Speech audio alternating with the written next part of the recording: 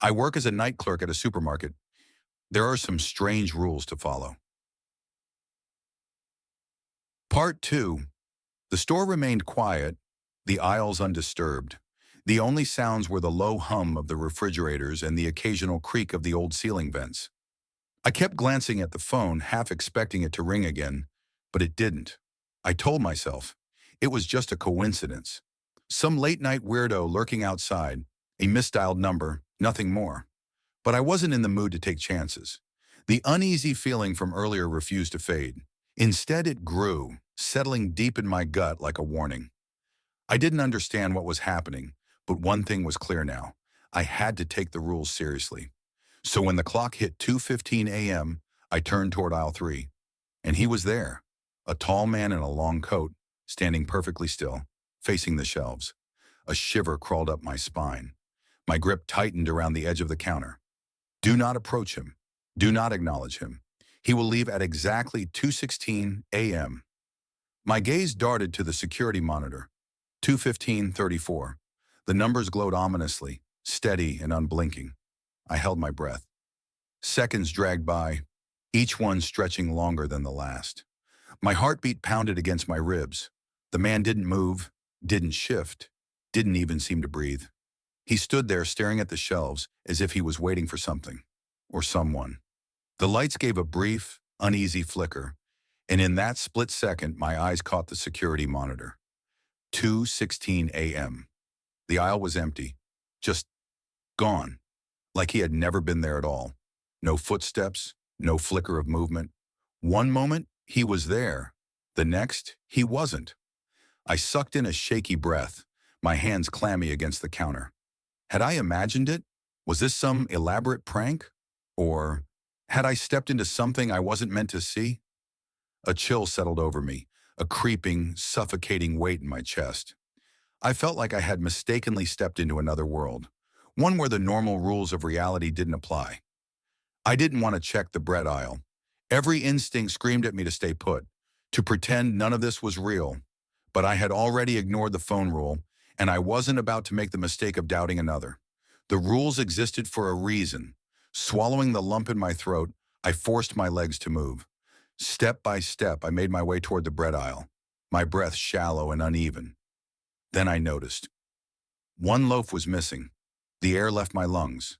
I didn't think, didn't hesitate. I spun on my heel and ran. My feet barely touched the ground as I sprinted to the front, heart hammering in my ears. I slammed the locks on the front doors, then bolted for the break room. My hands shook as I flicked off the lights and collapsed into the corner, curling into myself. The store was silent. Too silent. The kind of silence that makes your skin prickle, that makes you feel like something is waiting just beyond the edge of your vision. Then at exactly 3:05 a.m., the security monitor in the break room flickered on. I did not touch it. The screen buzzed with static for a moment, then cleared, showing the bread aisle. Someone was standing there. Number something. It was too tall, its limbs stretched too long, its head tilted at a sickening, unnatural angle. It wasn't moving, but I knew it was looking at me. Then slowly, it turned toward the camera. My stomach lurched. My fingers dug into my arms. And then, the screen went black. I squeezed my eyes shut, my pulse roaring in my ears. The rules said hide until 3:17 a.m. I counted the seconds, one by one. Don't look. Don't move. Don't breathe too loud. The air in the room felt thick, pressing against my skin like unseen hands. Every nerve in my body screamed at me to run, but there was nowhere to go. So I waited and waited until finally, I opened my eyes. The security monitor was normal again. I hesitated, then forced myself to stand. My legs felt like lead as I made my way back to the front. I unlocked the doors. Then I walked to the bread aisle. The missing loaf of bread was back. I was shaking, not just the kind of shake you get when you're cold or nervous. This was different. My whole body felt weak, my fingers numb as they clutched the counter. My breaths came in short, uneven gasps. I didn't care about my paycheck anymore. I didn't care about finishing my shift. I just wanted to leave.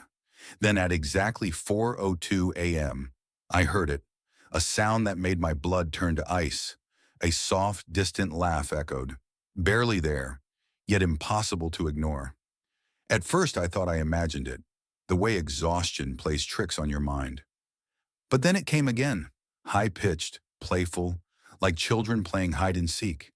It echoed through the aisles, weaving between the shelves, moving closer. My grip on the counter tightened until my knuckles turned white. Do not leave the register. Do not speak. Do not move until the laughter stops. Follow for part 3P.